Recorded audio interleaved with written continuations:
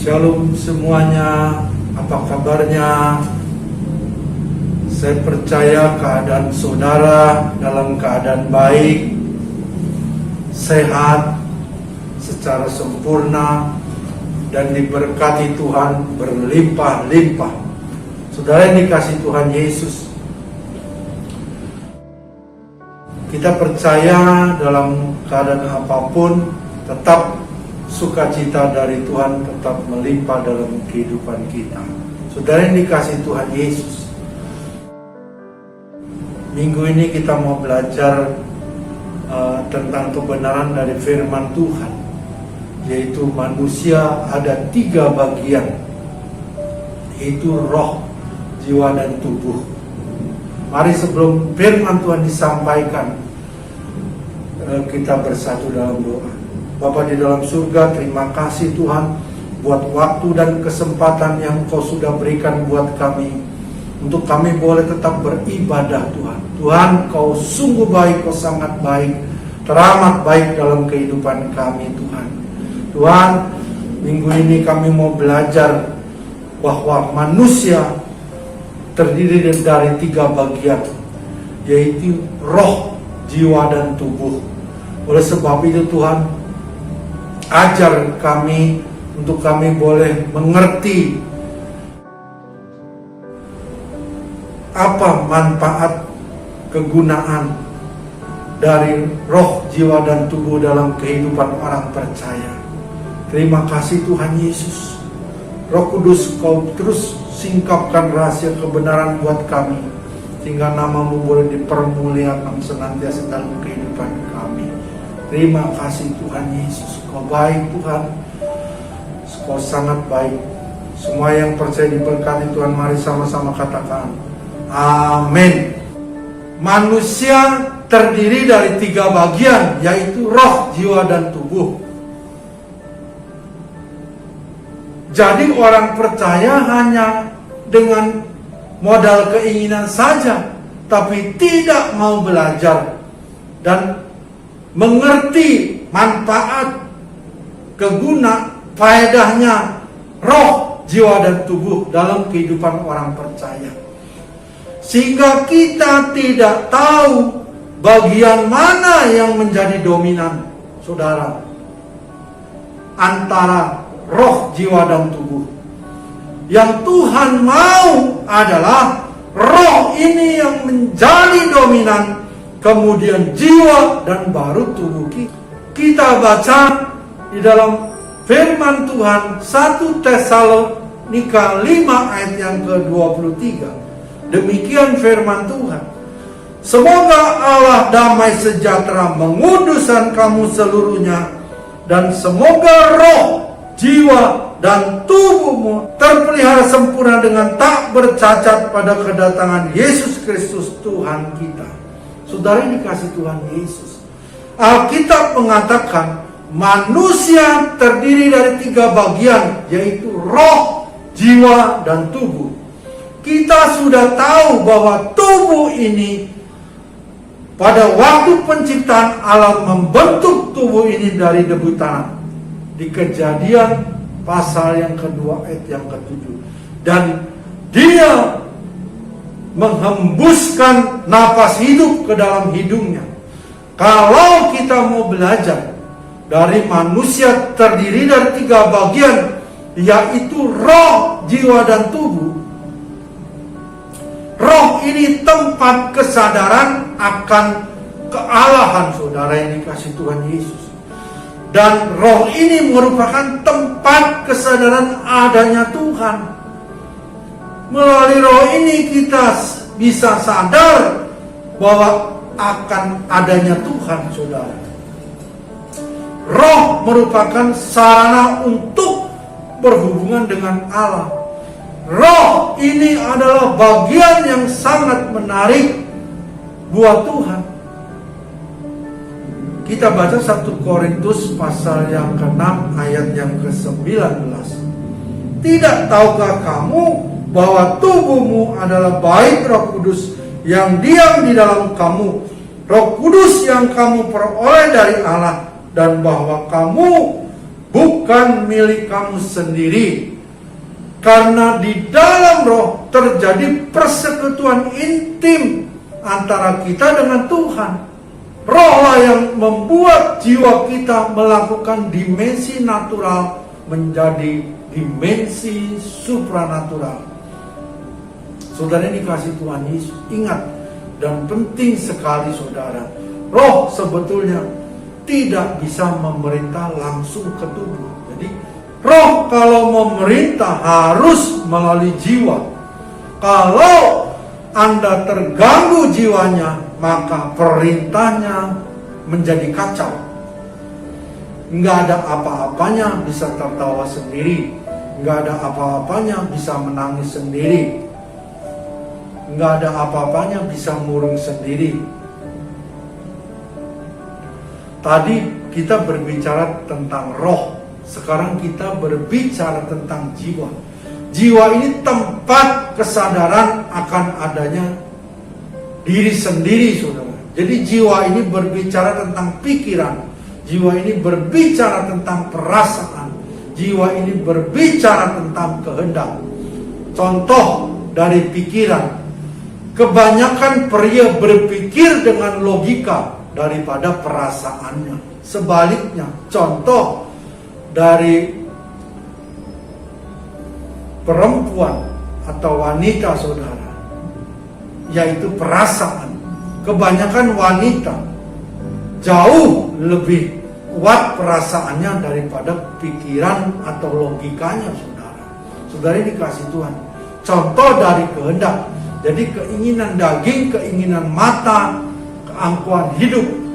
Jiwa adalah pangkal dari kepribadian seseorang. Seseorang memiliki kepribadian seperti apa bisa tercermin dari jiwa orang tersebut, saudara. Saudara yang dikasih Tuhan Yesus, kita mau belajar dari kata yang ketiga, yaitu tubuh. Tubuh ini tempat kesadaran akan dunia materi atau material, saudara. Tubuh ini berkaitan dengan dunia materi. Tubuh ini berkaitan dengan dunia material. Tubuh ini memiliki 5 panca indera. Yang pertama penglihatan, yang kedua pendengaran, yang ketiga pengecap, saudara. Yang keempat penciuman, yang kelima peraba, saudara. Orang hanya memiliki kesadaran akan fungsi tubuhnya saja. Dan banyak orang kurang memiliki kesadaran akan fungsi roh dan fungsi jiwanya, saudara. Saudara yang dikasih Tuhan Yesus. Jadi pagi hari ini kita mau belajar dari urutan yang benar. Dari yang pertama roh, jiwa dan tubuh. Tidak bisa dibalik, saudara. Tubuh dulu, baru jiwa, baru roh. Karena fungsi dan faedahnya dari roh, jiwa, dan tubuh itu Tuhan sudah mendesain sehingga ketiganya firman Tuhan katakan terpelihara dengan sempurna, saudara, ketika kedatangan Tuhan Yesus yang kedua kali. Saudara ini dikasih Tuhan Yesus. Jadi kita belajar dari roh. Kata yang pertama lagi tentang penguraian atau penjabarannya. Roh maunya apa, maka roh itu memberikan perintah ke jiwa. Jadi roh maunya apa, karena roh persekutuan roh kita dengan roh Tuhan, maka apa yang Tuhan mau, roh itu memberikan perintah ke jiwa, saudara. Lalu ditangkap pesan-pesan dari roh oleh jiwa, saudara yang dikasih Tuhan, dengan mengikuti kemauan roh apa. Lalu perintah itu diteruskan ke tubuh. Ini adalah cara kerja yang benar dari roh, jiwa, dan tubuh, saudara. Inilah anatomi manusia seperti ini. Jadi kalau roh berhubungan dengan Tuhan, Tuhan maunya apa? Roh menangkap maunya Tuhan. Amin. Saudara yang dikasih Tuhan, roh memerintahkan ke jiwa. lalu jiwa memberikan perintah kepada tubuh, dan tubuh bereaksi apa yang Tuhan mau. Rohnya dulu bergembira, lalu jiwanya merespon, sehingga tubuh memuliakan Tuhan. Tubuhnya memuliakan Tuhan dengan cara mengangkat tangan, dengan tersungkur, dengan melompat-lompat, dan banyak cara lain untuk tubuh memuliakan Tuhan. Saudara ini kasih Tuhan Yesus. Semua ini yang Tuhan inginkan adalah roh itu menjadi dominan. Ingat saudara, Tuhan menginginkan roh itu menjadi dominan dalam kehidupan orang percaya. Roh dominan, apa yang roh tangkap dari roh Tuhan lalu disampaikan ke jiwa. Di dalam jiwa ada pikiran, perasaan, kehendak, itu diolah dan oleh roh setuju. Kemudian jiwa memerintahkan ke tubuh, dan tubuh bereaksi seperti apa yang diinginkan oleh Tuhan. Saudara ini kasih Tuhan Yesus. Di sini terjadi fungsi sebenarnya antara roh, jiwa, dan tubuh. Maka manusia dapat mentaati dan hidup dalam pimpinan Roh Kudus. Tetapi kita juga harus mengerti bahwa jiwa disebut living soul atau jiwa yang hidup. Ternyata jiwa itu bisa independen, saudara. Artinya jiwa bisa berbuat apapun yang jiwa mau, seperti jiwa kehendaki sendiri, saudara. Saudara yang dikasih Tuhan Yesus. Ini yang disebut banyak orang bahwa manusia mempunyai kehendak bebas atau free will, saudara yang dikasih Tuhan. Ini yang mengakibatkan manusia jatuh dalam dosa, saudara. Saudara yang dikasih, berbeda dengan keinginan Allah. Yang Tuhan mau adalah roh ini yang menjadi dominan, kemudian jiwa, dan baru ke tubuh kita, saudara. Nah, ini struktur yang benar yang Tuhan inginkan, saudara. Oleh sebab itu jangan dibalik urutannya. Roh, jiwa, dan tubuh. Kita bicara tentang tubuh dulu, jiwa, baru roh yang terakhir. Itu salah, saudara. Itu tidak sesuai dengan keinginan Tuhan. Kalau yang dimulai tubuh, jiwa dahulu, maka iblis akan merusak gambar dan rupa manusia, saudara yang dikasih Tuhan. Jadi contoh, jika jiwa bisa independen, saudara, saya berikan contoh, saudara. Kalau roh berkata A, lalu jiwa berkata B, maka tubuh akan melakukan perintah yang mana, saudara? Tadi saya ulang, kalau roh berkata A, lalu jiwa berkata B, maka tubuh akan melakukan perintah apa? Sudah pasti kalau tadi saya sudah menjelaskan bahwa roh, jiwa, dan tubuh, berarti jiwa menentukan apa yang tubuh lakukan, saudara. Jadi ketika roh berkata A, jiwa berkata B, maka tubuh akan melakukan perintah B. Oleh sebab itu, apa yang Tuhan inginkan, yaitu roh menjadi dominan untuk jiwa dan tubuh, saudara. Sehingga melalui persekutuan roh kita dengan Tuhan, apa yang Tuhan mau, apa yang Tuhan inginkan melalui roh disampaikan kepada jiwa, jiwa disampaikan kepada tubuh, saudara yang dikasih Tuhan Yesus. Saudara, kalau saudara mengerti faedah dan kegunaan dari arti yang sesungguhnya dari roh, jiwa, dan tubuh, saudara, sehingga saudara bisa memprioritaskan mana yang terlebih dahulu, sehingga saudara tidak salah apapun, tapi kita boleh memegang kebenaran firman Tuhan, yaitu Kita baca dalam 1 Tesalonika 5 ayat yang ke-23. Semoga Allah damai sejahtera menguduskan kamu seluruhnya, dan semoga roh garis bawahi jiwa dan tubuhmu terpelihara sempurna dengan tak bercacat pada kedatangan Yesus Kristus Tuhan kita. Saudara, ini kasih Tuhan Yesus. Saya percaya, saya berdoa, roh, jiwa, dan tubuh terpelihara sempurna dengan tak bercacat pada kedatangan Tuhan Yesus yang kedua kali. Maranatha, datanglah segera Tuhan Yesus. Saudara, ini kasih Tuhan Yesus, firman Tuhan telah disampaikan. Mari kita bersatu dalam doa. Bapa di dalam surga, terima kasih Tuhan buat kebenaran firman-Mu. Biar firman-Mu pada pagi hari kami boleh dibukakan, disingkapkan. Manusia terdiri dari 3 bagian, roh, jiwa, dan tubuh.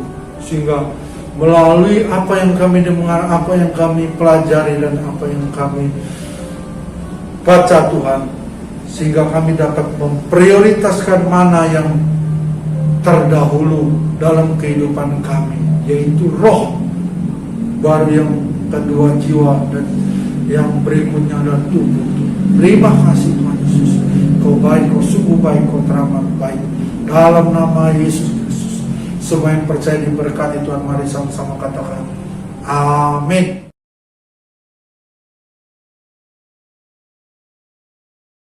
Shalom, kita akan memperkatakan visi Rayon 1H. Mari kita bangkit berdiri. Menjadi keluarga kerajaan Allah yang memenangkan jiwa-jiwa dan berdampak bagi dunia. Dengan nilai ikrar Rayon 1H, integritas, keintiman, rendah hati, antusias, inovatif, rela berkorban. Amin. Dengan iman mari kita membaca Mazmur 91. Dalam lindungan Allah, orang yang duduk dalam lindungan yang maha tinggi dan bermalam dalam naungan yang maha kuasa akan berkata kepada Tuhan, tempat perlindunganku dan kubu pertahananku, Allahku yang kupercayai. Sungguh, Dialah yang akan melepaskan engkau dari jerat penangkap burung, dari penyakit sampar yang busuk.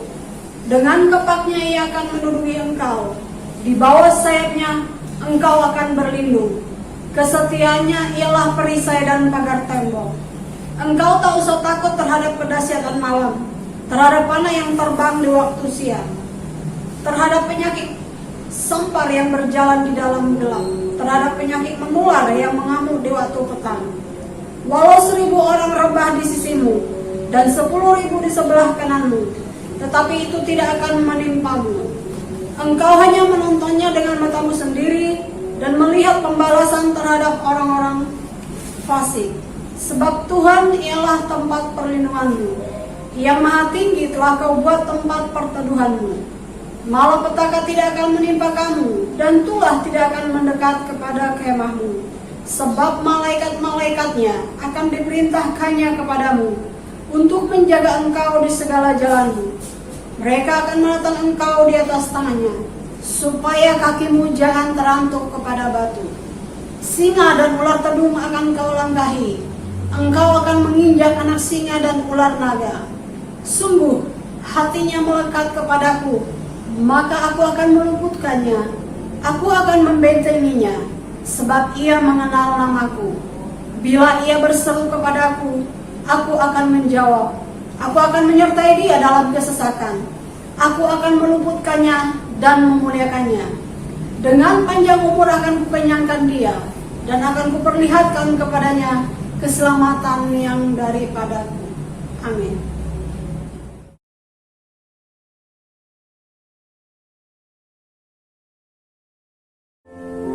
Kini kita akan menerima berkat daripada Tuhan.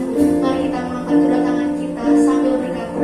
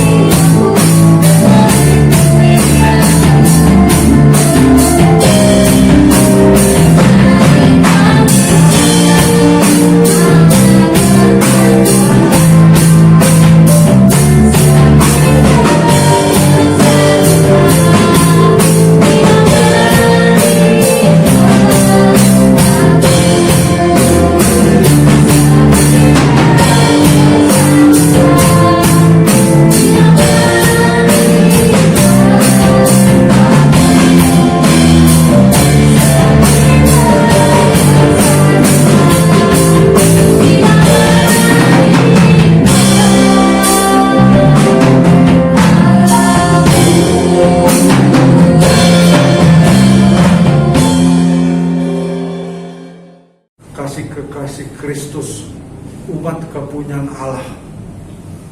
Sebelum berpisah, angkat tanganmu, arahkan hati pikiranmu kepada Tuhan yang telah memberikan segala kebaikan-kebaikannya.